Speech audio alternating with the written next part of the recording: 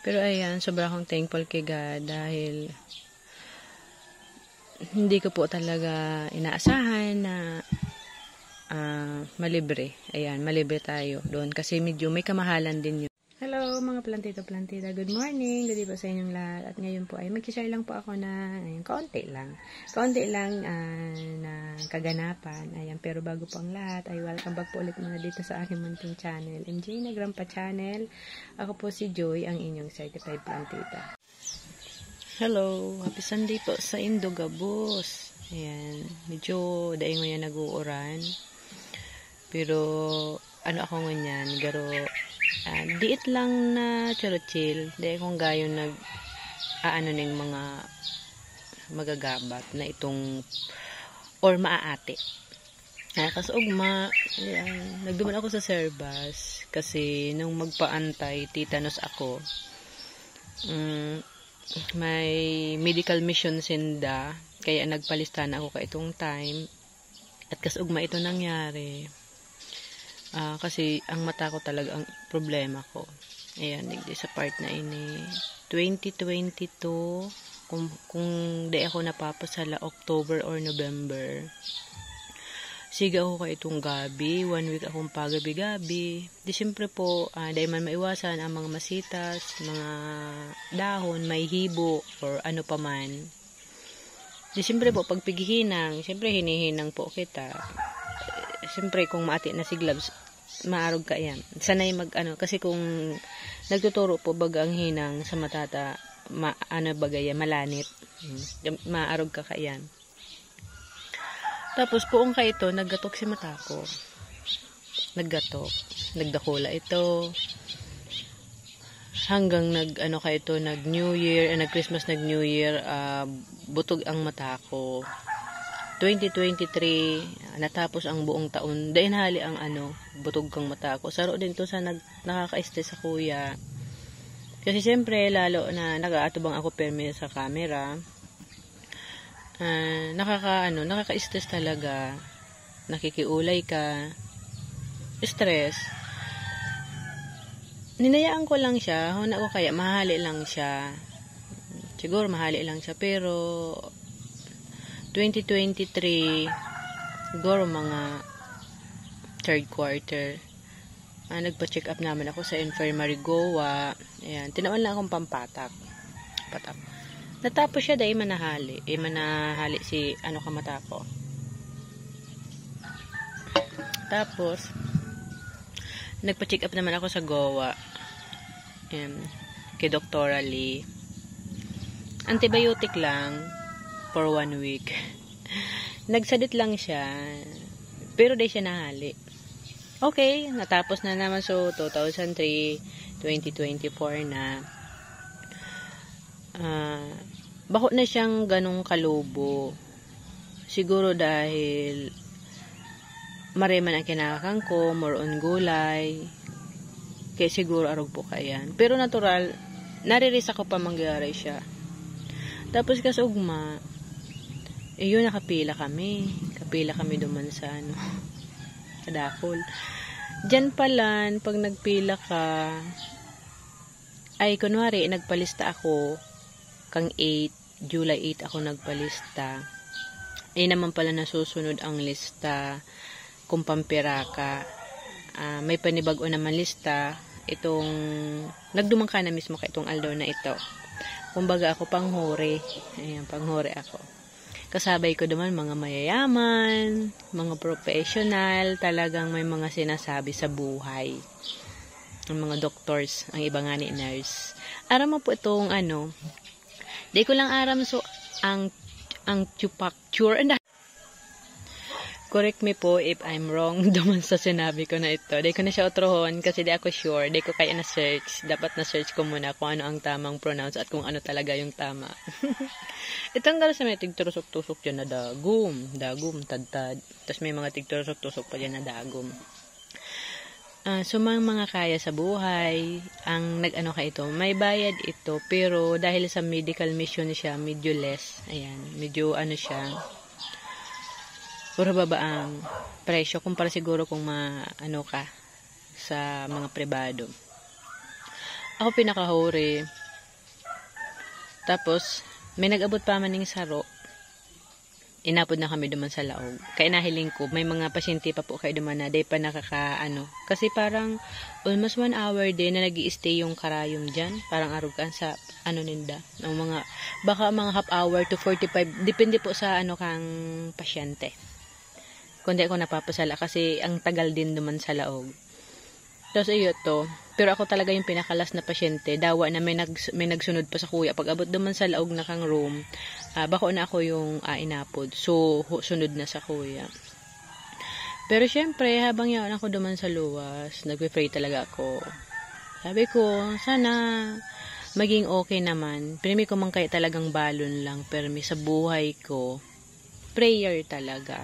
Always. Kasi yun lang kaya kong gibuhon na libre, na daw siya sa'yo pwedeng gibuhon. Yan. Sabi ko, Diyos ko, sana iniman mga makakaatubangan ko, doctors, at kung isipa man mga assistant niya naman, sana okay man, sana approachable, sana good, sana matabangan ako, sana marayang sa kuyang mata. Tapos, ayun na, yaw na duman sa laog, tignin-reviews ko. Ano daw, kung ano. Ayun na, nakasalang na. Kasalang na. Sabi sa kuya ko, ano na ang problema ko? Sabi ko, digi sa mata ko. Ini po, yan, parts talaga na yan, ayan. Yan ang problema ko. Pag sobra siyang gatok-gatok, malainan talaga siya, barang siya sa camera, barang siya sa picture, sa video. Yan. Ilapit ko po. Yan dyan. Yan dyan. Kasugma, ang aram ko po kasi medical mission, pwedeng makalibre sa check-up. Yun ang yung aram ko, libre sa check-up. Pero mabakal kang bulong. Libre lang ang consultation.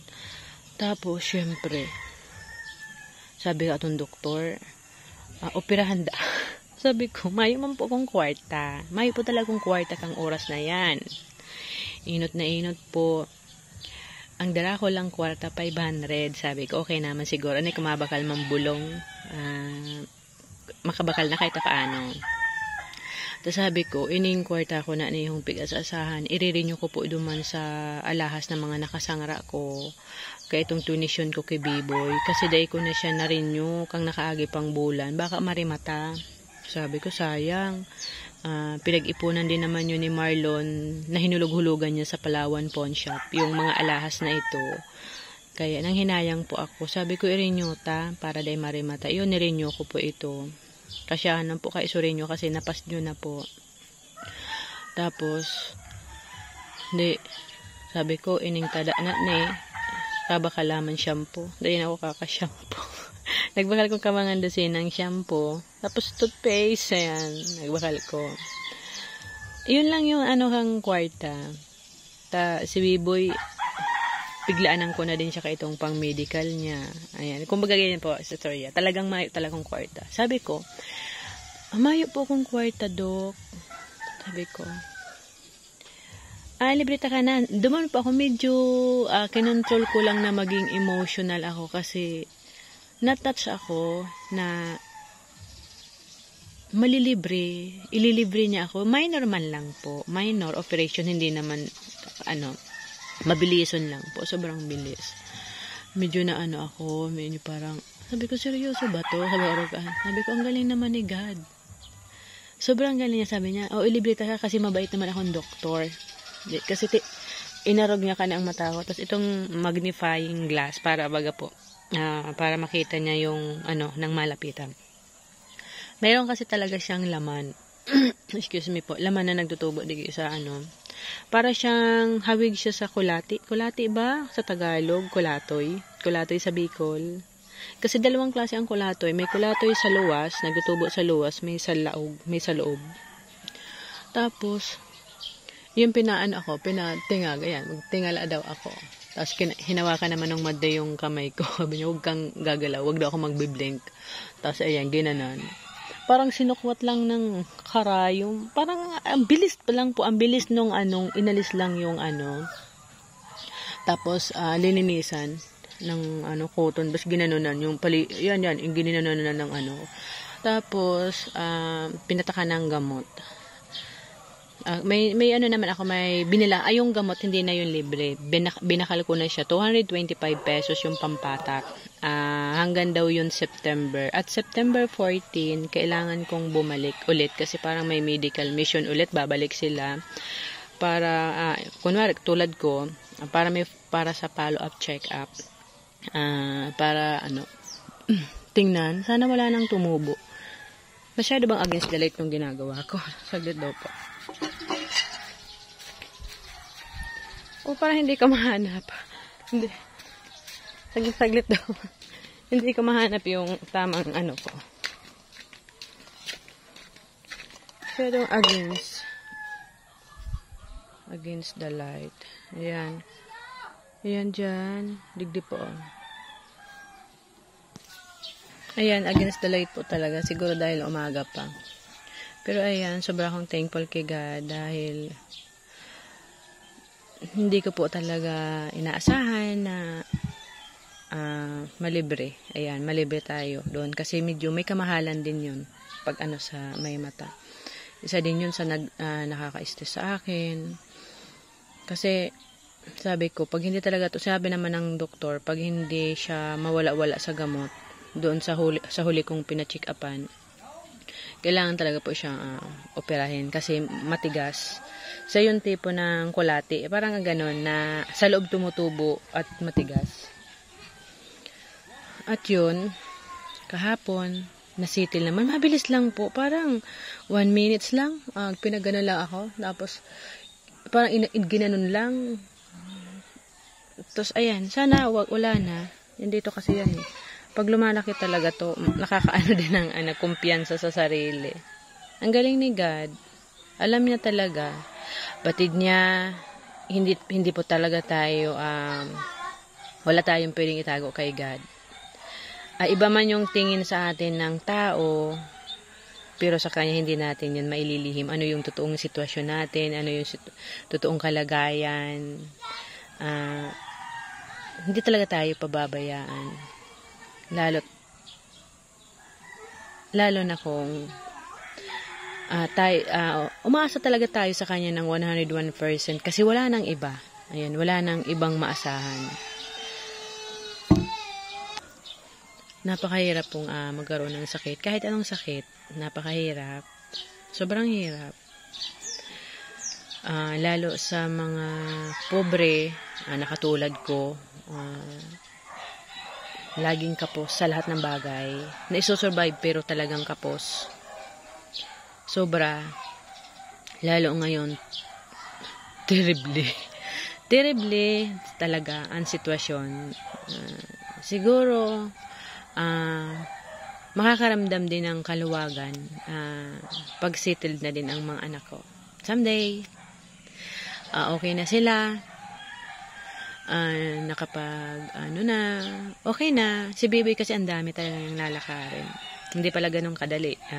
Pagkatapos niya mag-graduate, ang dami niya dapat asikasuhin, mga requirements, training, para maka-OJT siya.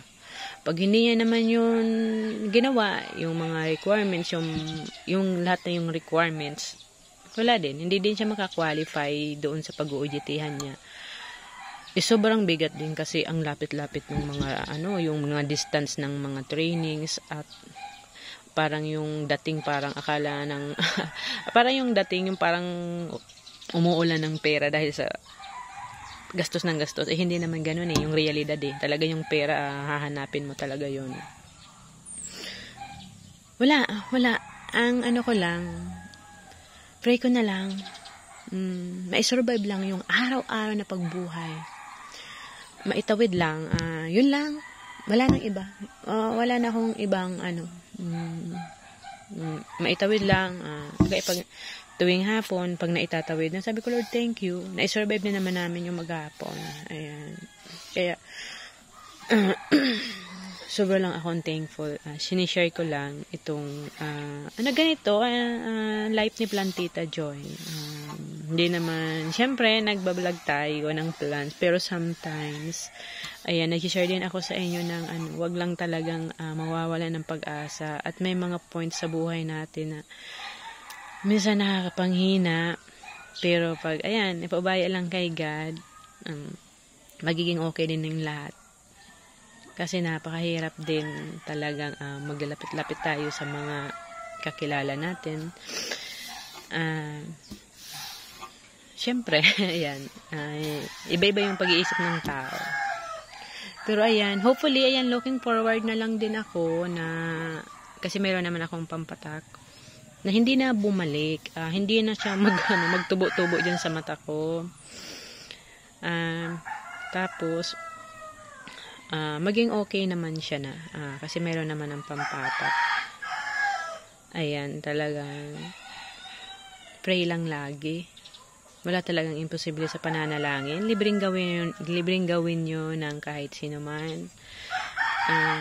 Kasi dito sa mundong ibabaw, pag hindi ka nakikitang madungis, hindi ka talaga paniniwalaan na wala.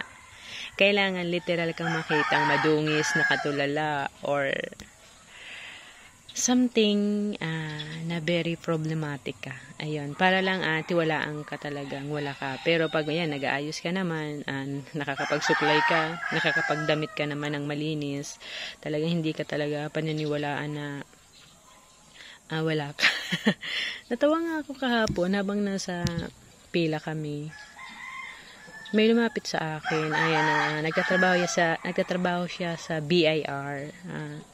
Kung saan ako nagtatrabaho, kung nasa public daw ba ako, nasa government or non-government daw ba ako nagtatrabaho. Sabi ko naman, wala pa akong trabaho, full-time housewife, at sabi ko, mandadamo lang ako, sa Bicol kasi para gabi, yung ganitong ginagawa ko, yung nag-garden ako, yung nagdadamo ako, sa Bicol, ang tawag ang para gabi. Tumawa yung mga nakapila doon, nakasama namin. Sabi ko, ba't nagtawanan? Sabi ko lang naman para gabi. Sabi ko, totoo, hindi. Sabi ko, totoo po, ganyan ako. Sabi ko, yun talaga yung ko ginagawa ko. Hindi sila naniniwala. Siguro ba, kailangan madungis talaga tayo? Madumi yung damit? Aywan ko. Basta sabi ko, para gabi ako. Sabi ko, arugan, yung buhay ko, doon na lang nauubos. Tapos, sabi niya, yun, ang dami niya pang tanong, anong trabaho ng asawa ko, magkano yung kita. Parang na ako, nawerduhan ako. Sabi, bakit ganun? Tapos daw, kung may grocery. Parang, sabi ko, okay lang. Ang sagot ko lang, mga tipid lang kasi hindi ko naman siya kilala. Sabi ko, okay lang po. Mayroon naman, nakaka-survive naman. Siguro dahil sa siya, gusto niyang malaman siguro kung nagtatax kami or hindi. Ganun. Sabi ko naman sa kanya, simple lang naman yung buhay ko. Pagka umaga, magkape, habang nag-iisip ng gagawin, ayan, nagduduyan, tapos ikot-ikot sa garden, habang nagpaplano ng mga gagawin. Ayan. Ganun lang, kasimple. Pero ayan, thank you, mga plantito-plantita, sa laging suporta. Nakaka-inspired naman kahit paano na may andyan pa rin kayo kahit hindi na uso yung plants. Patuloy kayong nakasubaybay kahit na nga Bicol to sa unahan ng video. Ayan, Bicol.